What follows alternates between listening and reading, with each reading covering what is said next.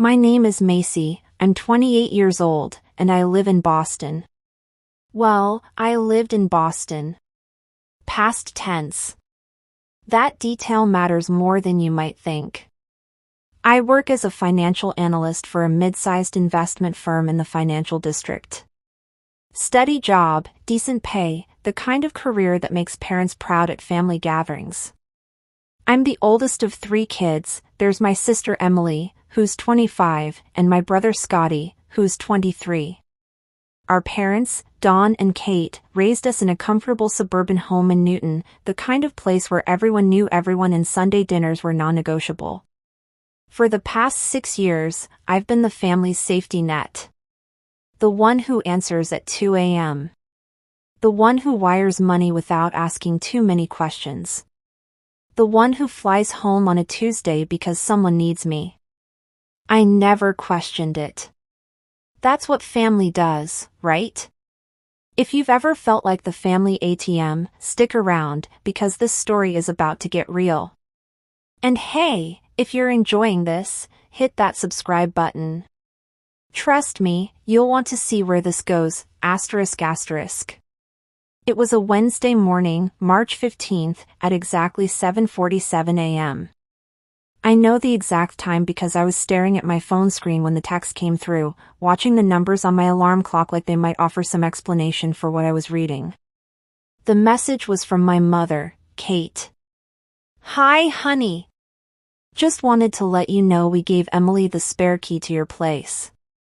She's going to stay there for a few weeks while her apartment gets renovated. No, you won't mind since you're always saying family comes first, lol, smiling face with smiling eyes. Dad says hi." I read it 3 times. My coffee sat on the kitchen counter, steam curling up into the early morning light filtering through my apartment windows. Not my apartment anymore, technically. The closing had been the previous Thursday. 7 days ago. I'd signed 43 pages of documents, shaken hands with the new owners, a young couple named Ben and Lauren who were expecting their first child, and walked out with a cashier's check that would change my life. I hadn't told my family yet. I'd been planning to announce it at Sunday dinner, imagining their surprised faces, maybe a little celebration. I'd finally done something entirely for myself. I was moving to Portland, Oregon, to take a job with a tech startup. New city, new chapter, new Macy who didn't answer every call for help. My hands didn't tremble as I typed back, "We need to talk. Can you call me?" 3 dots appeared, disappeared, appeared again. "Sweetie, what's wrong? Emily really needs this. You know how stressful renovations are." I didn't want to fight. I wanted clarity. I wanted someone in my family to ask me first, just once, before deciding what I would or wouldn't mind. "Mom, please call me. Can't talk now, at yoga. Emily's heading over this afternoon. Love you." I set the phone down carefully, like it might explode. The apartment around me, my carefully curated space, my sanctuary, suddenly felt like it belonged to someone else. Which, legally, it did. I got dressed for work on autopilot. Black slacks, cream blouse, the navy blazer I always wore when I needed armor. I grabbed my purse, my travel mug of now lukewarm coffee, and headed for the door. In the hallway, I passed Mrs. Chin from 4C. "Morning, Macy. Going to miss you around here." "Morning, Mrs. Chin. I'll miss you too." Everything normal. Everything changed. The tea was crowded that morning, the usual crush of bodies and briefcases, the smell of coffee and someone's too strong cologne. I stood near the doors, watching Boston blur past, and thought, how did we get here? 6 years ago, my father Don had a heart attack. He survived, thank God, but the medical bills were crushing. He was 54, self-employed as a contractor, and his insurance was garbage. Mom worked part-time at a boutique in Wellesley, bringing in maybe $25,000 a year. They were looking at $180,000 in debt.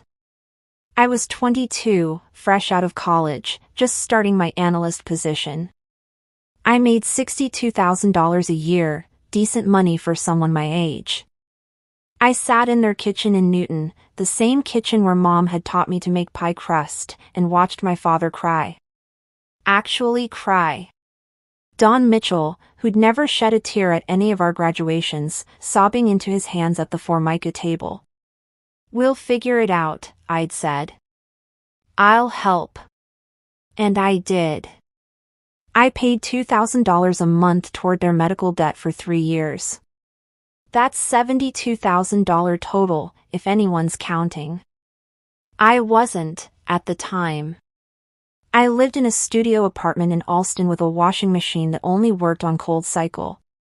I remember standing in the laundromat on Commonwealth Avenue one Saturday, feeding quarters into a dryer, watching my work clothes tumble, doing the math in my head. If I ate rice and beans 4 nights a week, I could make the payment and still keep my electricity on. That's what mothers and fathers do for their children, I told myself. And children do it for their parents. It's just love in accounting form. When the debt was paid off, I thought maybe I'd get a break. Instead, Emily's boyfriend James cheated on her. She was devastated, needed to move out of their shared apartment in Cambridge. Could I help with the deposit on a new place? Of course. $3,500. Then Scotty's car died. Could I co-sign a loan? Sure. When he defaulted on 2 payments, could I cover them? What choice did I have? When Mom's hours got cut at the boutique, could I send $500 a month to help with groceries? Family comes first. When Emily wanted to go back to school for her master's degree, could I help with tuition? $15,000 over 2 years. I flew home for every crisis. Dad's follow-up surgeries. Emily's breakup with her next boyfriend, Tyler. Scotty's DUI hearing. Mom's sister's funeral in Vermont. I paid for the whole family's hotel rooms because it would mean so much to stay together during this hard time. I never kept score. That's what family does, right? But here's what I realized, standing on that train that Wednesday morning, they did keep score. They tallied every dollar, every favor, every midnight phone call I'd answered. And they'd turned it into currency. Macy will help. Macy always helps. Macy doesn't say no. The train pulled into downtown crossing. I got off, climbed the stairs into the cold March air, and walked 3 blocks to my office building. The glass tower gleamed in the morning sun, all steel and ambition. In the lobby, I ran into Bianca, a colleague from the equity research team. We'd started the same week 6 years ago, but her trajectory looked different. Designer handbag, recent engagement ring catching the light. Macy! Coffee later? Can't today. Dealing with some family stuff. She squeezed my arm. You okay? You look. I'm fine. I smiled. Macy's always fine. But in the elevator, watching the numbers climb, I felt something crack. Not break, just crack. Like ice on a lake when the temperature shifts. Maybe it was time to stop being the one who always answers. I made it until 11 a.m. before I left the office. Family emergency, I told my boss, Sean, which wasn't technically a lie. I walked 4 blocks to Bank of America on Federal Street.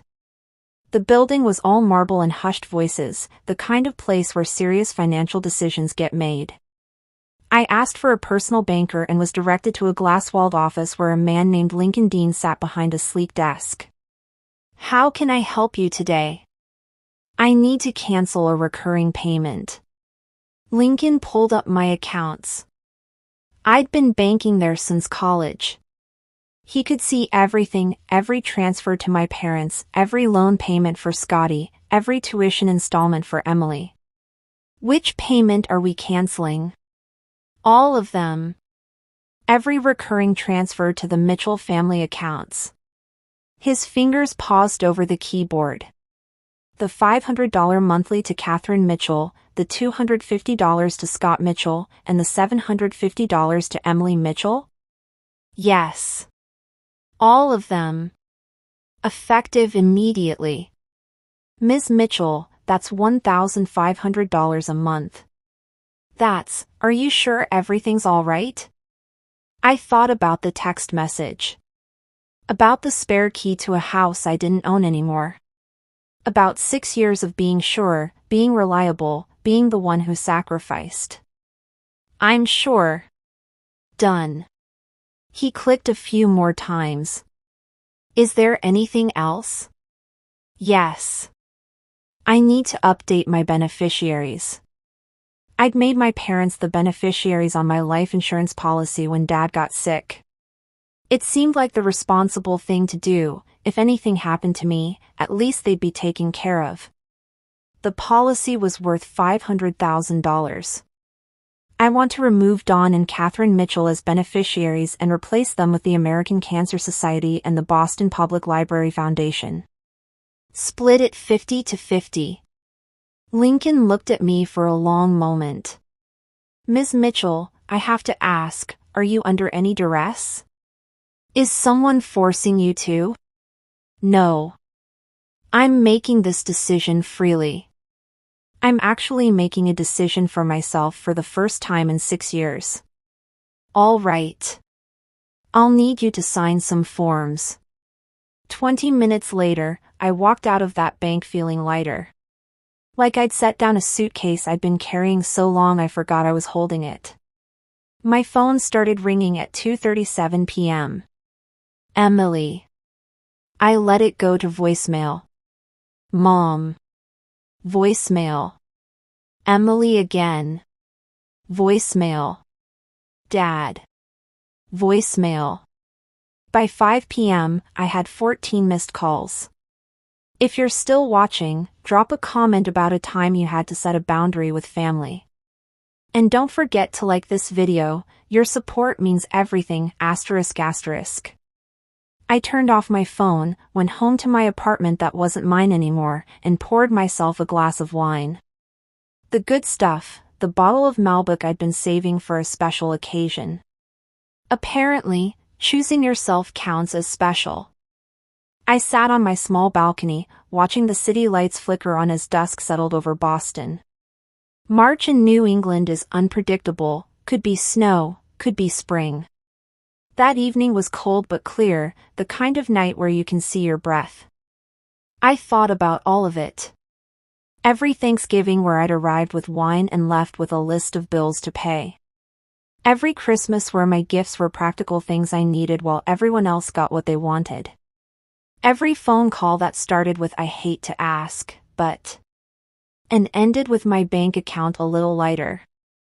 I thought about Emily's boyfriend, Sean. I'd met him twice. He had opinions about cryptocurrency and wore too much cologne.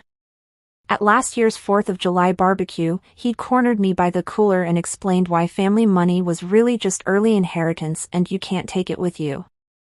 I remembered Mom saying Emily was renovating her apartment. Emily lived in a one-bedroom in Somerville that she rented. You don't renovate a rental. They'd lied. Or Emily had lied and Mom believed her. Either way, they'd decided my home, former home, was available for the taking. The LOL in Mom's text felt like a slap now. Casual. Breezy. Not a request, just an announcement. Like I was a storage unit, not a person. The doorbell rang at 8:43 p.m. I knew who it would be before I opened the door. Scotty stood in the hallway, hands shoved in his jacket pockets, jaw tight. My little brother, who I'd bailed out literally and figuratively more times than I could count. What the hell, Macy? Come in. He stormed past me into the living room. Mom's freaking out. The payment for the groceries bounced. Emily's tuition payment got returned. What's going on? I canceled the payments. Why? Because I'm moving to Portland and I can't afford to support 3 households anymore. Portland? Since when? Since I accepted a job offer 6 weeks ago. And you didn't tell anyone? I sat down on the couch. Remained calm.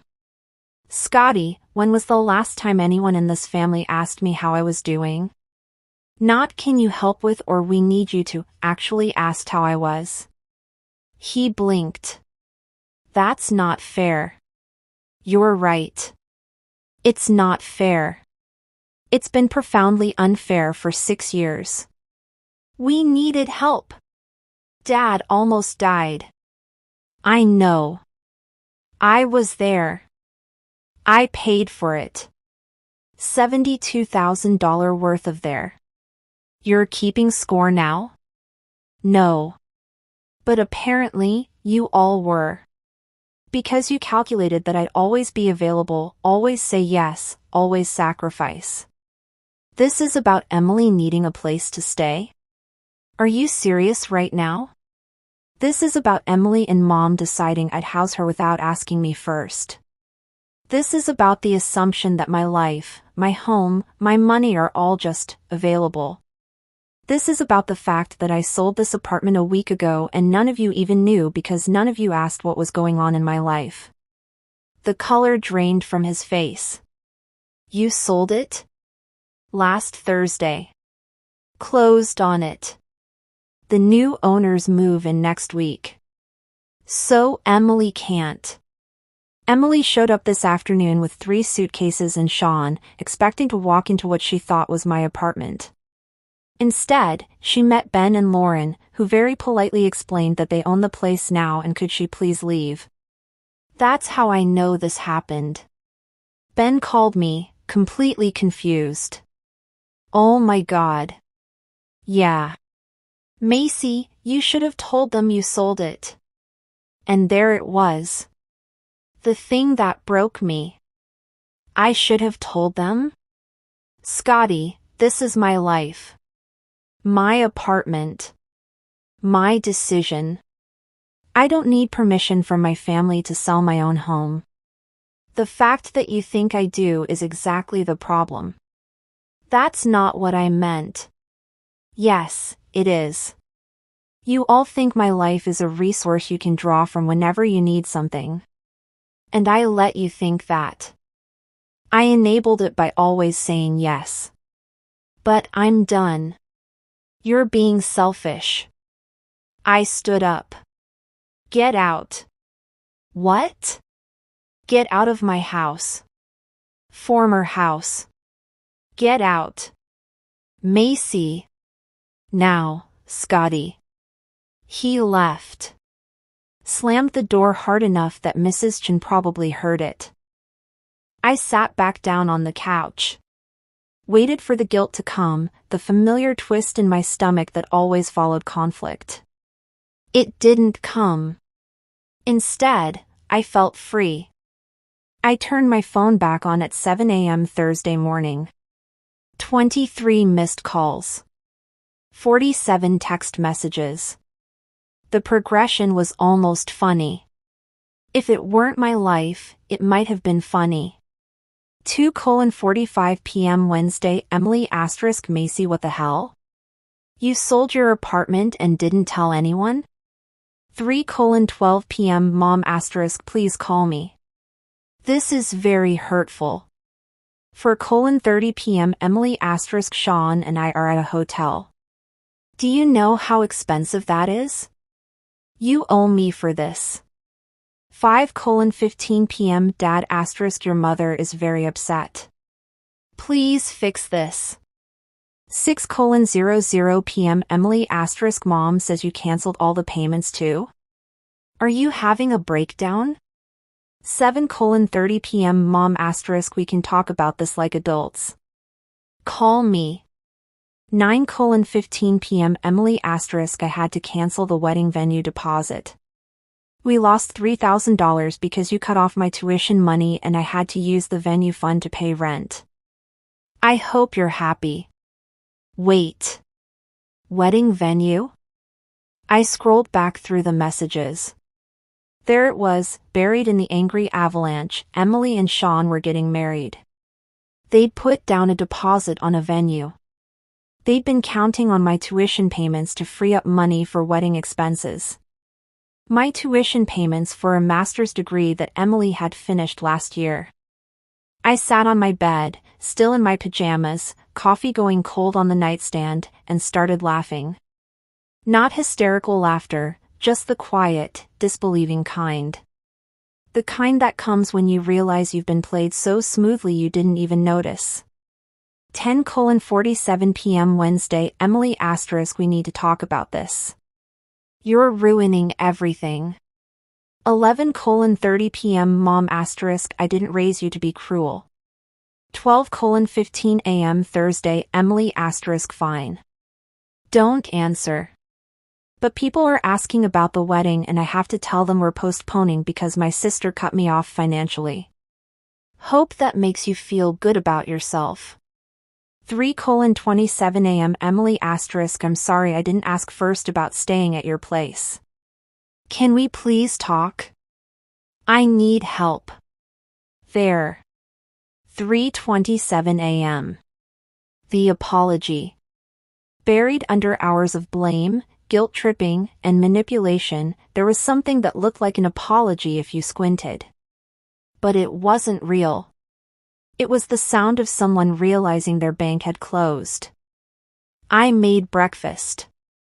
Scrambled eggs, toast, fresh coffee. I ate slowly, tasting every bite. At 9 a.m., a new email arrived. Subject line, can we please talk like family? I opened it. Dear Macy. I know you're upset and you have every right to be. I should have asked before assuming you'd let me stay at your place.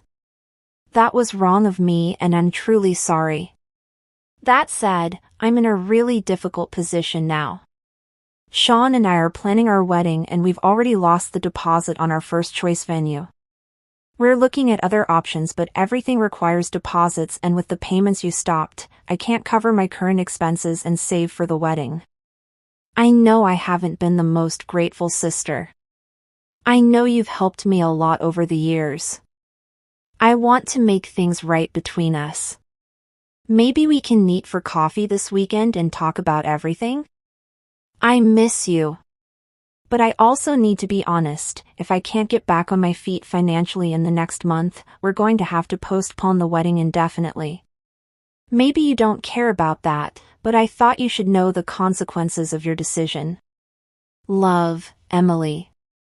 I read it twice. We can talk about everything but I need money first, dressed up in apology language. It was negotiation, not reconciliation.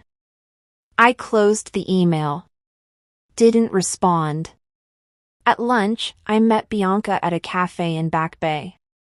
She'd texted that morning, sensing you need a friend.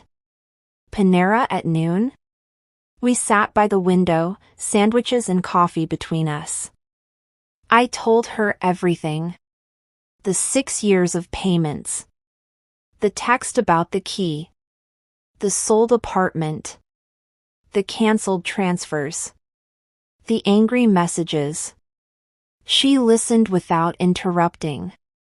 When I finished, she reached across the table and squeezed my hand. You know what you did? Committed family treason? You chose yourself. Finally.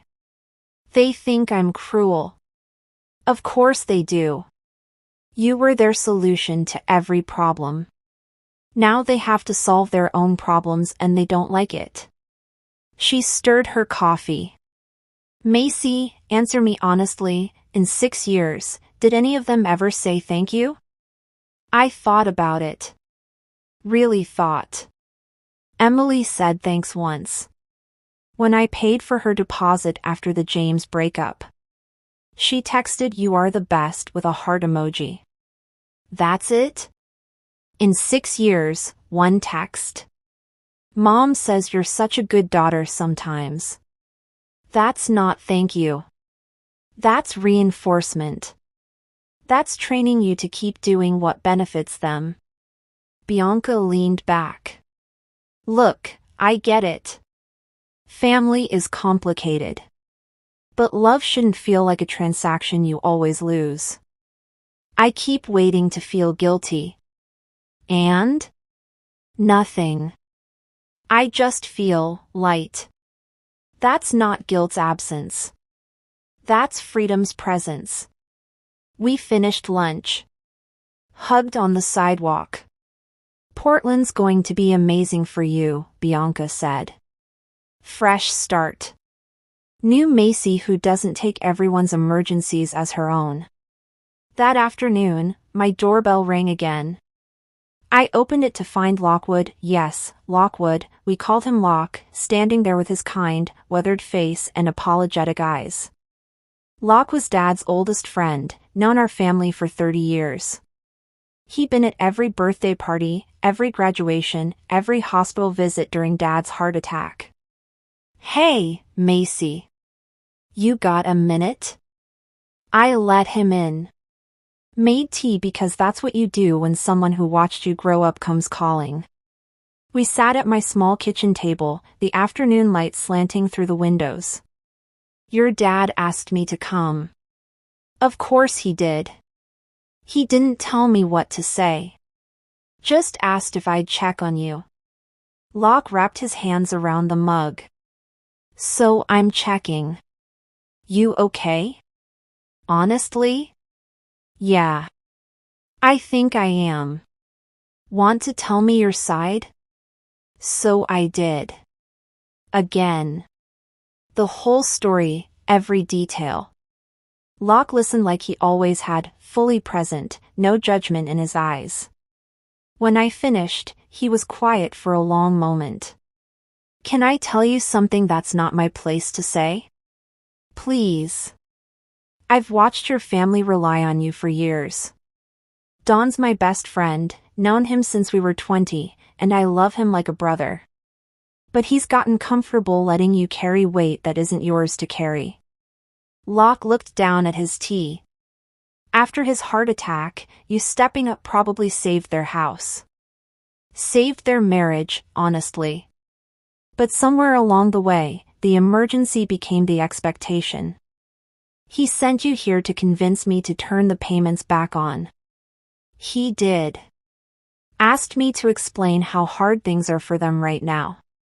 How Emily's really struggling. How your mom's been crying. Locke met my eyes.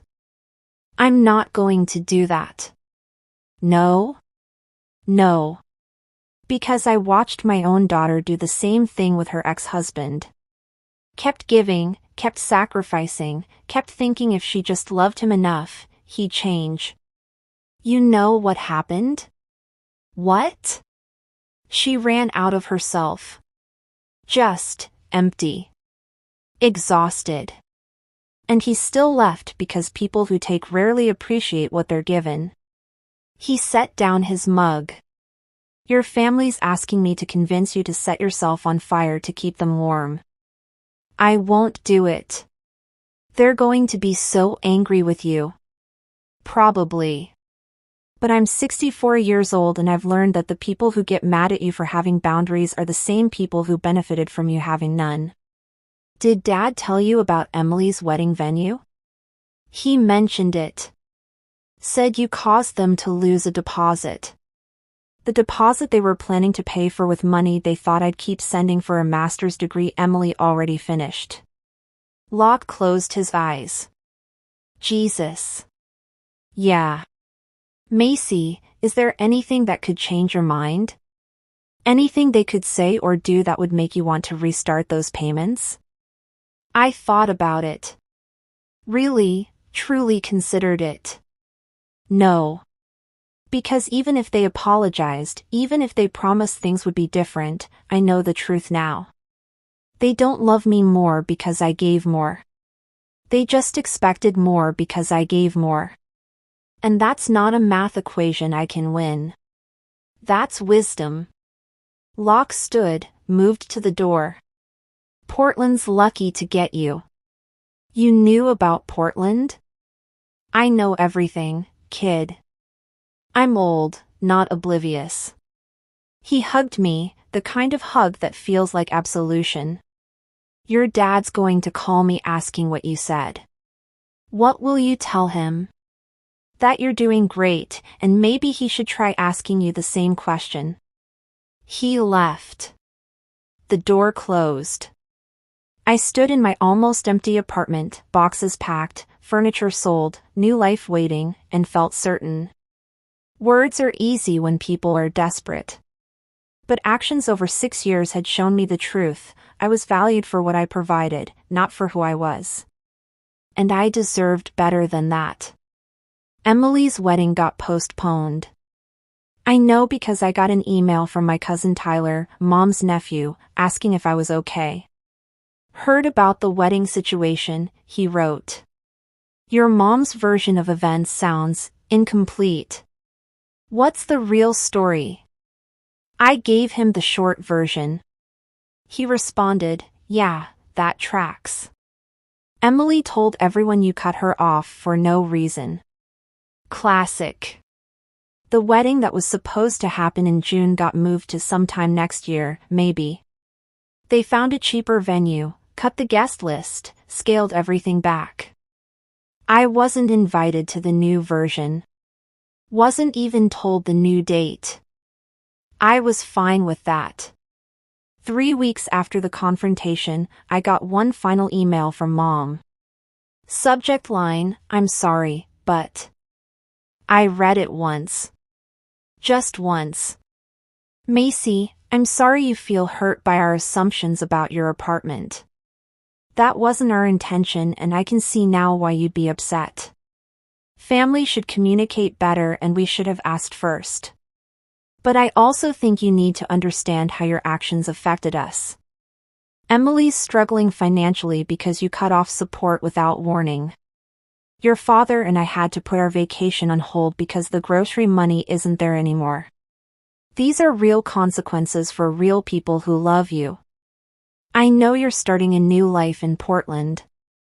I hope it makes you happy. But I also hope you think about the family you're leaving behind and whether this is really the person you want to be. Love always, Mom. Half apology, half accusation. I'm sorry you feel hurt instead of I'm sorry I hurt you. Consequences for them, not acknowledgement of consequences for me. I archived the email. Didn't delete it, maybe someday I'd want to remember this moment, but removed it from my inbox. From my sight, from my immediate thoughts. I was done. There's a strange peace that comes with letting go. It's not happiness, exactly, more like the absence of a headache you've gotten so used to you forgot you had it. I made myself a new rule, I don't set myself on fire to keep other people warm. My life in those final weeks in Boston looked different. I went to work and actually stayed for after-work drinks with colleagues.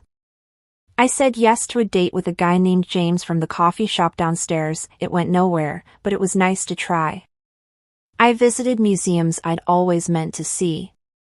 I read books for pleasure instead of falling asleep to financial planning podcasts about how to budget for other people's emergencies. I had dinner with Bianca and her fiancé. Met Locke for breakfast and listened to his stories about Dad when they were young, wild, and broke together. I called old college friends I'd lost touch with because I'd always been too busy being the family solution. I worked out at the gym. Bought fancy coffee. Got a haircut that cost $150 and felt worth every penny. I felt like Macy, not like Macy who can help. The day before my move to Portland, I did one final walk through the old apartment. Ben and Lauren had already moved in. I'd left the keys with the building manager, but Ben had texted asking if I wanted to see what they'd done with the place. They'd painted the walls a warm gray. Set up a nursery in what used to be my office. Lauren was 8 months pregnant now, glowing and excited. "We love it here," she said. "Thank you for selling it to us. Thank you for buying it. Our families are so excited about the baby. Both our parents keep trying to give us money and advice," and she laughed. "It's a lot. But it's nice to be loved." I thought about the difference between being loved and being used. "It is nice," I agreed. I flew to Portland on March 29th, started my new job on April 3rd, moved into an apartment with a view of Mount Hood on clear days. Met my coworkers, joined a book club, learned the coffee shops and the hiking trails. I sent my parents my new address. A physical address, not an email. A gesture that said, "I still exist, I'm just not yours to withdraw from anymore." Mom sent a card. "Thinking of you. Love, Mom and Dad." Emily sent nothing. Scotty texted once, "Hope Portland's cool." It was enough. Or it wasn't. Either way, I was okay. Here's what I wish I'd known 6 years ago when Dad got sick and I thought love meant sacrifice *. Love doesn't require you to erase yourself. Generosity given without resentment is beautiful. Generosity extracted like a tax is poison to both people, the giver who grows hollow and the taker who never learns to stand alone. I thought I was being selfless. Really, I was being invisible. I confused being needed with being valued. And when you make yourself indispensable, people stop seeing you as a person. You become a function. A resource. An ATM that says "I love you" instead of your receipt is printing. The people who truly love you want you to thrive, not just survive while keeping them afloat. Setting boundaries doesn't make you cruel. It makes you visible. And if people can only love you when you have no boundaries, they don't love you, they love what you do for them. That's different. That's the thing I learned. That's the truth that set me free. If this story resonated with you, if you've ever felt like the family ATM or the friend who always gives but never receives, leave a comment. Share your story. You're not alone in this, ***. And please, subscribe to this channel. Hit that notification bell. Because we all need reminders that choosing yourself isn't selfish, it's survival, ***. Final thought ***, you can't pour from an empty cup. And you shouldn't have to pour from a full one if the people drinking never say thank you, never offer to refill it, and get angry when you stop pouring. My name is Macy. I'm 28 years old. I live in Portland now. And for the first time in 6 years, I'm not anyone's safety net. I'm just me. And that's enough.